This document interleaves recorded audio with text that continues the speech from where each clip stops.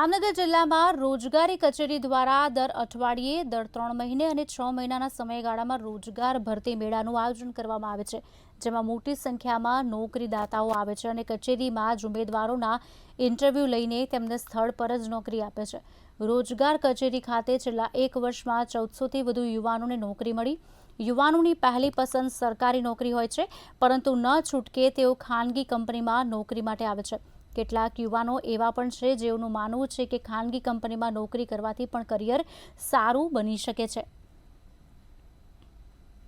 Bhagwati auto link Jamnagar અમારો Tata મોટર્સનો showroom છે, ત્યાં હું as a HR manager work કરું છું અને હું અહીંયા છેલ્લા 2 વર્ષથી આવું છું અને અહીંયા અમને અમારા જોઈતા સારા કેન્ડિડેટ મળી રહે છે, ટેકનિકલ અને નોન ટેકનિકલ બંને।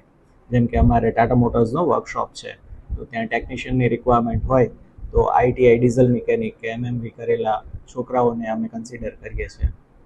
એના સિવાય કોમ્પ્યુટર વર્ક માટે કોમ્પ્યુટર ઓપરેટરનો કોર્સ કોપા કરેલા વ્યક્તિઓને પણ અમે હાયર કરીએ છીએ। 98 જેવા ઉમેદવારો હાજર રહેલ છે, જે પૈકી અત્યાર સુધીમાં 50થી ઉપર પ્રાથમિક પસંદગી થયેલ છે અને હજુ વધારે પ્રાથમિક પસંદગી થાય એવી અપેક્ષા રાખીએ છીએ અને આવા જ ભરતી મેળા રોજગાર કચેરી દ્વારા અઠવાડિયામાં એક આયોજન કરવામાં આવે છે અને વધુમાં વધુ જામનગર જિલ્લાના યુવાનોને રોજગારી મળે એવા પ્રયત્નો કરવામાં આવે છે।